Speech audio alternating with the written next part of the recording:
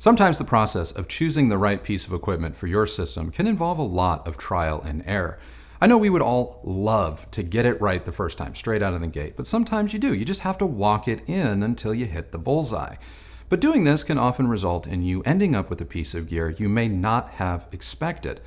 And that's what we're going to be talking about today as we review the Musical Fidelity M5si integrated amplifier. So go ahead, hit that like button and subscribe if you're not already, and let's get into it.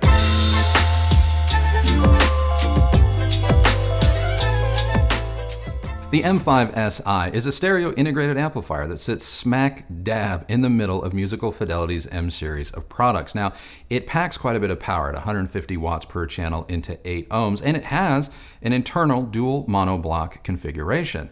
It also has a built-in moving magnet preamp, which you can use for turntables. It has a preamp output, and it also has a home theater pass-through, though admittedly, that home theater pass-through is shared among one of its 4 analog inputs. Still, it has an asynchronous USB input, and when you add it all up, it makes for a pretty compelling integrated amplifier option.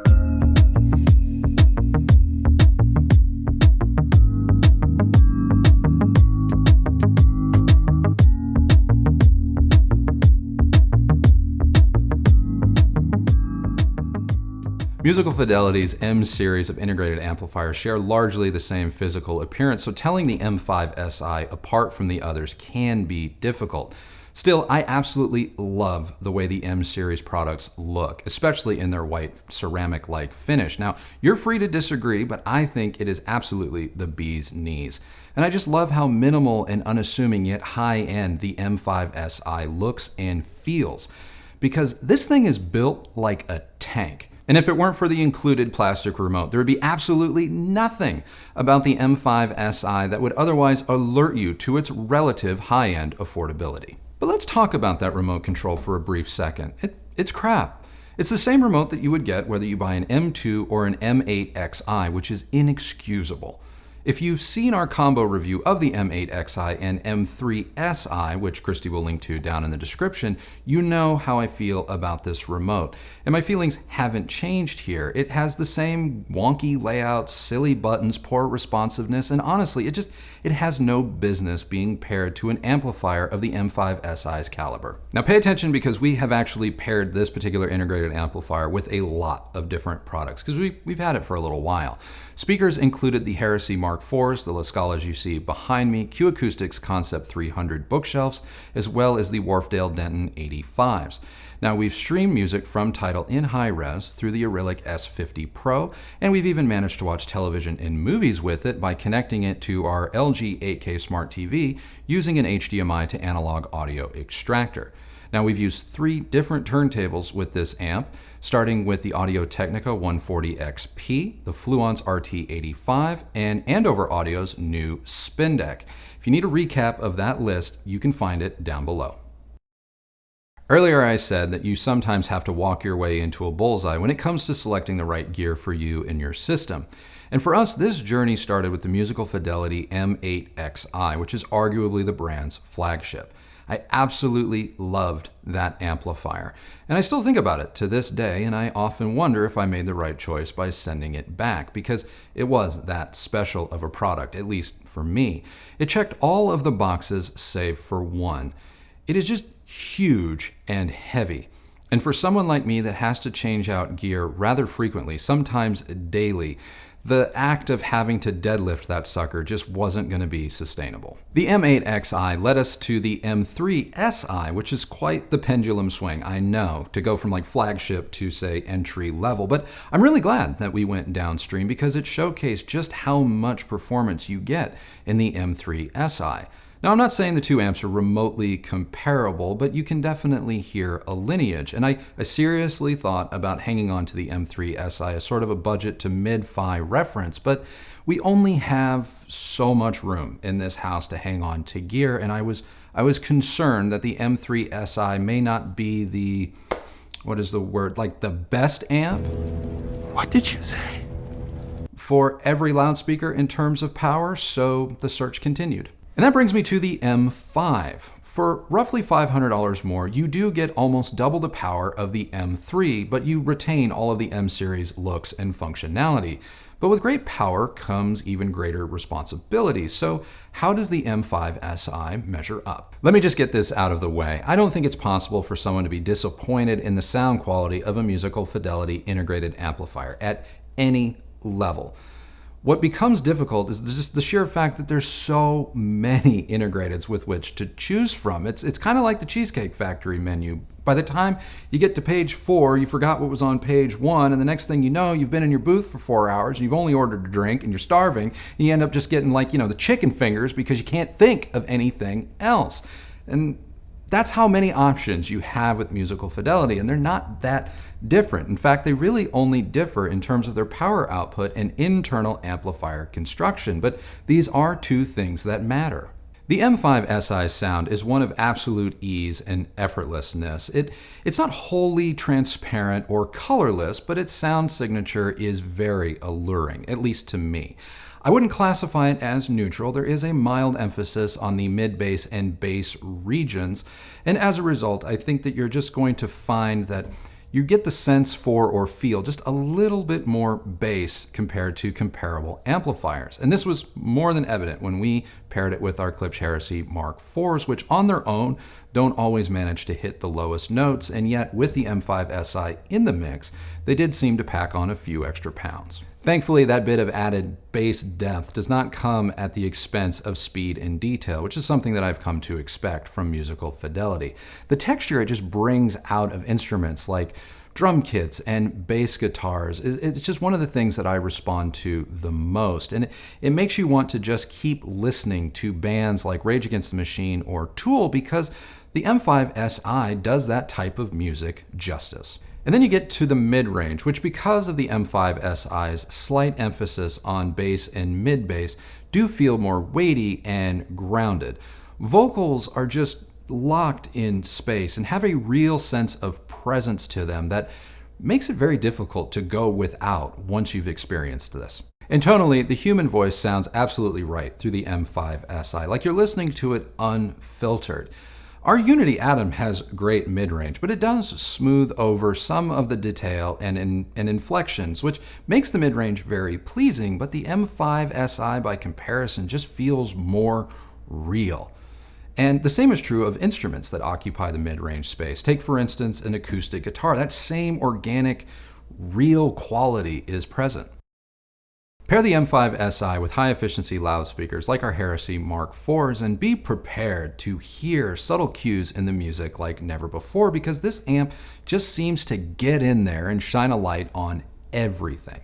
But this is also kind of the amplifier's Achilles heel, as we found out when watching streaming television, because not every signal or stream is going to be the utmost quality, and when you feed the M5si a signal such as this, you need to be prepared to hear things like digital compression artifacts, limiters, all of that stuff in its full glory, because the M5si isn't just going to suddenly change its characteristic and gloss over all of that. And when that happens, you're going to get a real sense for just how veiled some amplifiers are by comparison. Which brings us to the high frequencies. The high frequencies have a real sense of scale in direct comparison to other amplifiers.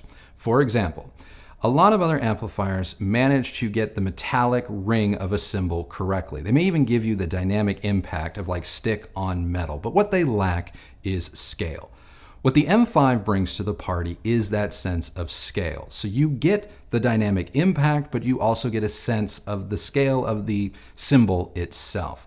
So you're getting scale, air, detail, decay, all of that stuff. But like the mid-range, the M5si's high frequencies aren't going to gloss over a poor recording, and they're not going to hide things like sibilance. So I wouldn't classify the M5si's high frequency performance as forward or fatiguing, but you need to know that it's not going to editorialize either. The soundstage is not unnaturally wide or deep. This amp definitely puts an emphasis on detail and composure rather than trying to win you over with just size. But you should know that the soundstage does scale as you turn things up. And speaking of scale, The dynamic prowess of this amplifier, it's like its power knows no limits. In fact, in terms of dynamics, it's second only to the M8xi, which is saying something because that means the M5 slaps. And listening to drum solos like the beginning of Dave Matthews Band's Say Goodbye sounds positively epic, not to mention vividly real, especially through our Klipsch loudspeakers. I just sit on our couch and I just shake my head because the M5si really does have it all. It has the tonality, the detail, the scale, and the dynamics. In a perfect world, I think the M5 would likely have a better remote, and it would probably have a better or more robust DAC as it relates to digital connectivity. But honestly, and I mean this, every time I bring up things like DAC or digital connectivity, you guys are very quick to point out that the fact that the M5 is a largely analog design means that none of it can become outdated or obsolete, which in your arguments continue to say that that makes it a better investment. And in this case, I think I might actually agree with you. So what we're left with is an integrated amplifier that manages to come close to matching the performance benchmarks set by the M8xi, only it doesn't at a far more obtainable price. By high-end standards, the M5 is downright cheap. And I know that mentioning it alongside amps like the M8xi is bound to rub some of you the wrong way, and yet I do think that the M5's performance warrants this praise. I love the M3si and have no problems recommending that amp to anyone, especially if you're on the market for an amp of that caliber. But if you can save your pennies and stretch your budget, the M5 is an upgrade in more ways than one. Now, according to Musical Fidelity, the M5's technical performance is about equal to that of the 6. And this is why we didn't review the 6, because if I can save $800, I'm going to. But what makes the 6 unique is it has a little bit more of a robust dual monoblock, architecture inside, not to mention it's balanced. But if you saw our Yamaha A1200 review, you know that I don't require a balanced architecture because none of my products are balanced. So I am okay with an integrated amplifier that lacks this functionality. Speaking of the Yamaha, it's a bit of a toss-up which of these two amplifiers I prefer, as both appeal to me for radically different reasons. The Yamaha has that vintage vibe, that flair that Christy and I love so much, and it is a little bit more of a livelier design, which can be a good thing, but I just keep coming back to the M5si, and I think I do because of that mid-range weight and bass texture. There's something about that I just can't live without, which is undoubtedly why we have chosen to keep the M5. Compared to the Unity Atom, the M5 is the better amplifier, but it is not the better system. The Atom may not be as refined as the 5 in the absolute sense, but in terms of functionality, it has it over the Musical Fidelity all day. So the question then becomes, are you in the market for an integrated hi-fi system, or do you just need an integrated amplifier? I absolutely love the M5si, which no doubt is why we are making it part of our permanent collection. It gets very close to matching the performance benchmarks set by the M8xi, but in a far more manageable physical package. Now, I understand the M5 is not cheap by everyone's standards, but I do consider it a relative bargain given where it falls in the marketplace. Plus, its build quality inspires a lot of confidence that I'm going to be able to enjoy this amplifier for years to come, and that makes it an investment. So when everything is said and done, the M5si has turned out or ended up becoming the best M-series amplifier for me and my needs. And if your needs align with mine, it may just be the best amplifier for you as well. That's it. That is our review of Musical Fidelity's M5si integrated amplifier. What did you guys think? Let me know down in the comments below. And I have a question of the day for you. Which products have you experimented with in order to find the sweet spot for yourself? And what did you ultimately land on? I want to know. So let's get that conversation going down in the comments below. If you like this video, please do give it a thumbs up, like, and subscribe, and ring the bell so that you are notified when all of these new videos come out. Friendly reminder, we are still raising money for Feeding America. So if you have not yet donated, please do find it in your heart and your wallet to donate today. Every little bit helps, and it goes a long way in helping those less fortunate than ourselves have something to eat this holiday season. Know 100% of whatever you give goes to feeding America. Just click donate, decide how much you can spare, and have a great rest of your day, really, you know? If you use any of the links that Christy left for you down below, know that that is a great way that you have shown your support for this channel and the work that we do here. And Christy and I thank you all for doing so very much. Follow me on Instagram at Recovering Audiophile, and that is it. So remember, the only person that has to like the sound of your system is you. So happy listening. Thank you for watching, and we'll see you next time. Bye. In a perfect world, what would the M5 have? What would it have? It'd have a better remote. Probably have a DAC or a better DAC or more robust digital connectivity, something along those lines. But every time I say something needs a DAC or it needs HDMI, you guys are really quick to chime in and say, well, Andrew, that's something that they're probably not going to support in 5 to 50 years. And so, you know, I don't need it. And the fact that it doesn't have it means that, well, it's just a better investment if you think about it. Because I plan on using it for 100 years. So, screw Bluetooth.